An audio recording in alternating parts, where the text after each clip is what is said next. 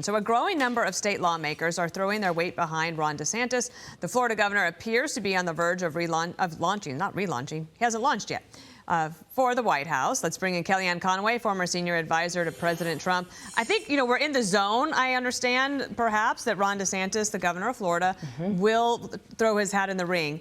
What does that look like from your perspective right now? Well, DeSantis has assets and liabilities and possibilities. I'll quickly run through them. His asset, obviously, is that he got reelected by 19 points in our third largest state, and he just amassed some significant wins as a conservative center-right governor on guns, on life, on education, on public safety. He launched an international trip. He went overseas. He had a national book tour, best-selling book, and he's starting to amass these endorsements and going out to the people. He's also just raised a ton of money. But Dana, as you and I have talked since time immemorial, donors don't choose the nominees, voters do. So now DeSantis has to turn one of his liabilities into an asset, which is he hasn't even scratched the surface of dipping into, let alone digging deeply into the MAGA voter. The question for Ron DeSantis is, how do you pull over so many of these hardened Trump voters who are with him and who look at you more as Trump's apprentice than the guy in the big chair, who say, you've done a great job as governor of Florida, but why don't you wait your turn? We're going to go back to the guy who actually did the job the first time. We like the job he did. We want him back. But Ron DeSantis is going to have his moment in the sun now. This is his time to shine, his time to go out, announce his candidacy. I think also MAGA voters, the base, 74 million people who voted for Trump Pence in 2020. That's a large portion of our country. They want to hear, Dana, that they want to hear Ron DeSantis defend Trump more when something like the Durham report comes out, when the Bragg indictment and arraignment happens in New York.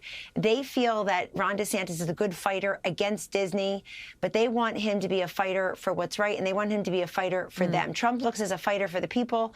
DeSantis, I think, needs to steal a little bit of that and show that he can do that. Last point, DeSantis, I think these last 6 months has frittered away some opportunities, mainly because he allowed himself to be seen as an alternative to Trump.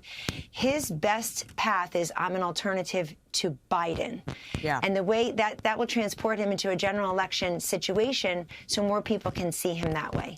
You mentioned life, and I wanted to ask you about some comments that Ron DeSantis made yesterday in talking about President Trump. So here he is talking about the 6-week abortion ban bill that he signed into law. Watch here.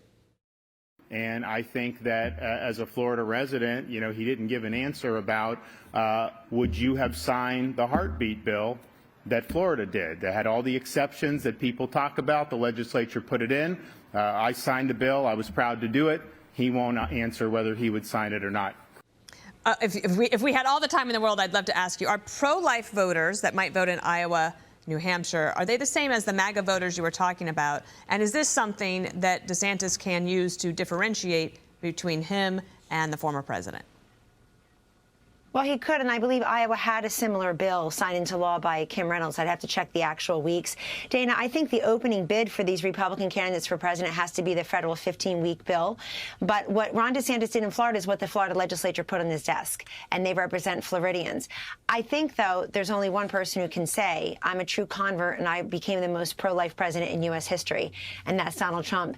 The judges, the Mexico City policy, taking some of the money that would have gone to Planned Parenthood and pushing it over to the qualified women's health centers that provide health care to women, including mammograms, which Planned Parenthood does not, but don't perform abortion. So he's also just got to fight on Trump's ground here. I mean, I think Trump changed the entire debate on how to be a pro-lifer on October 19th, 2016, when he looked over at Hillary Clinton and said, you're the extremist on the abortion issue. You would rip that baby out of its mother's womb an hour before its birth. And people reflexively went, ooh. So I think we've got a lot of work to do as pro-lifers. It took 50 years to overturn Roe versus Wade, but it's going to take more than 50 minutes or 50 weeks, frankly, to change hearts and minds. And we need to show compassion as well as be clear and compelling on what it means to be pro-life. So 6 weeks, 12 weeks, 15 weeks, I think still there's only one person who can say, I had the job and I became the most pro-life president in history. All right, Kellyanne Conway, thank you for your insight, as always. I'm Steve Doocy. I'm Brian Kilmeade. And I'm Ainsley Earhart. And click here to subscribe to the Fox News YouTube page to catch our hottest interviews and most compelling analysis.